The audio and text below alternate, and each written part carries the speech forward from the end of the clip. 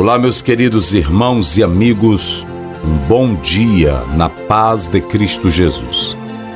Nossa reflexão continua no livro de Êxodo, capítulo 4. Estaremos lendo agora o versículo 18 até o versículo 20.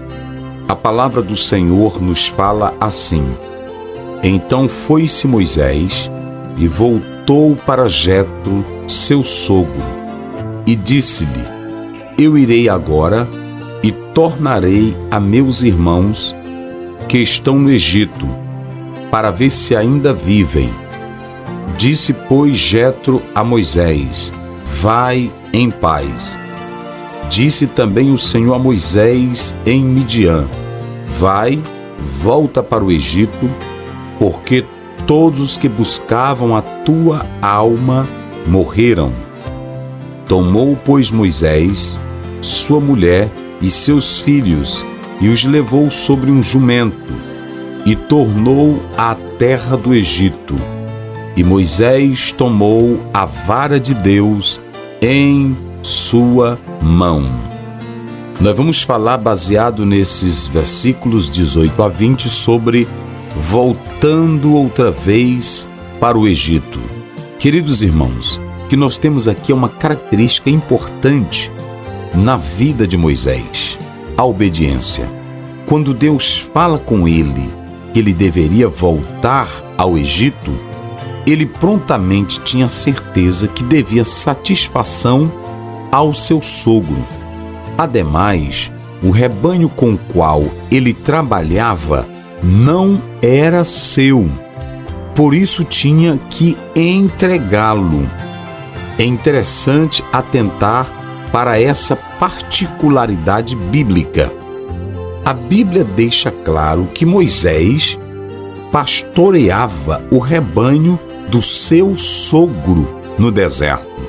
Então, quando Deus chama, Moisés não quer levar nada, porque ele sabia que o rebanho com o qual lidava não era seu. Nós temos aqui uma diferença entre Moisés e Jacó, ou Jacó e Moisés. Porque Jacó, quando volta para a sua terra, ele volta com um grande rebanho, ao passo que Moisés, ao deixar Midian, sai sem levar nada. O texto é bem enfático. Ele apenas toma a sua mulher e seus filhos e leva montado em um jumento e com a vara de Deus. Moisés não leva o rebanho que não é dele.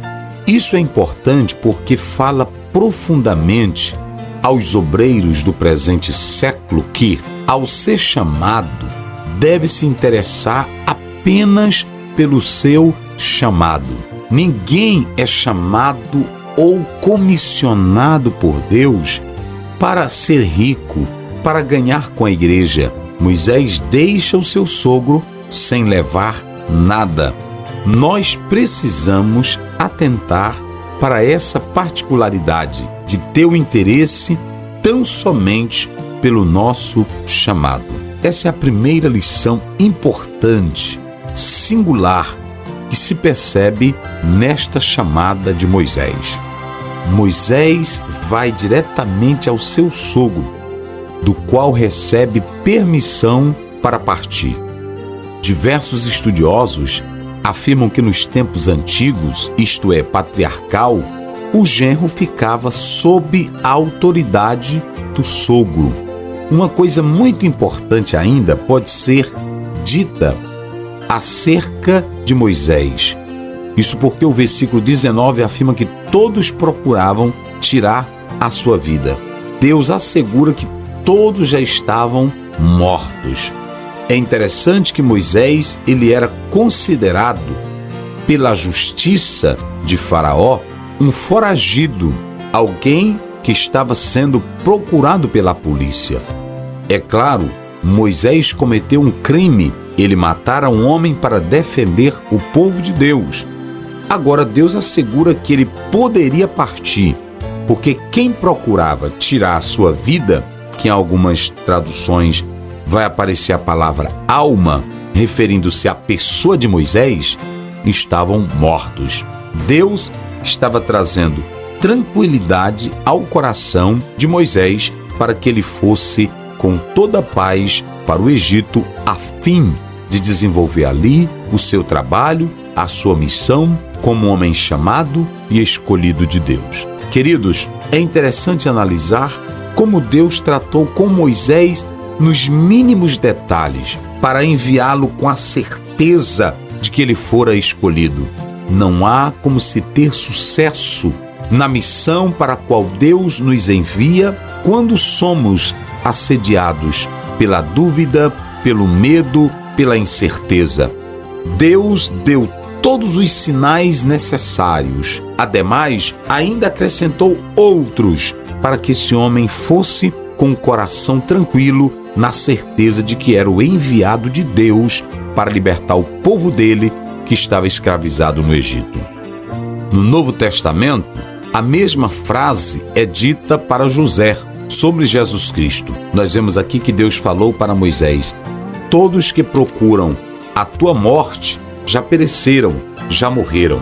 Vamos analisar São Mateus, no capítulo 2, versículo 20, está escrito da seguinte forma: levanta-te, toma o menino e a sua mãe e vai para a terra de Israel, porque já estão mortos os que procuram a morte do menino. Então nós estamos fazendo esse paralelo para dizer o seguinte: quem é escolhido de Deus para uma grande missão, sempre haverá de enfrentar lutas, desafios, perseguições, mas Deus jamais lhe abandona. Moisés era um escolhido de Deus. Ele tinha opositores, inimigos, mas Deus cuidou dessa parte.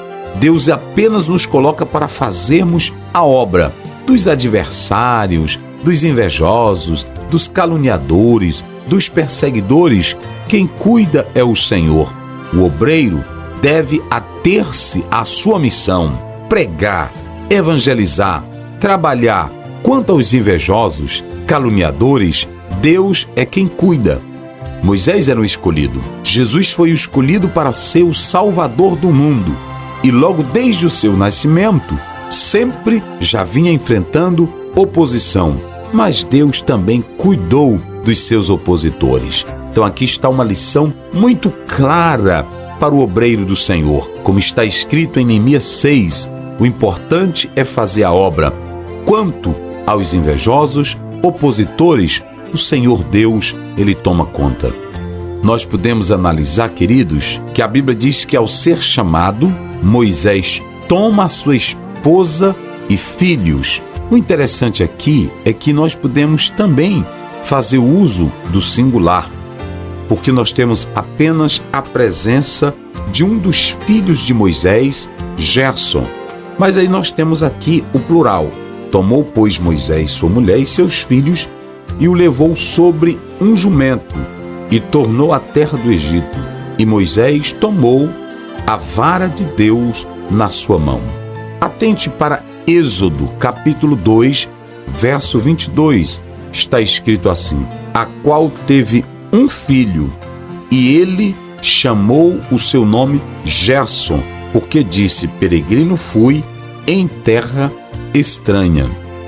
Nós podemos analisar aqui que, para muitos estudiosos, Eleazar já tinha nascido. Sendo assim, fazer uso do plural aqui, como está no texto, não tem nada de errado, ainda que apareça a menção apenas de um filho. Mas nós podemos analisar que isso pode ser ratificado lendo-se Êxodo 18, verso 4.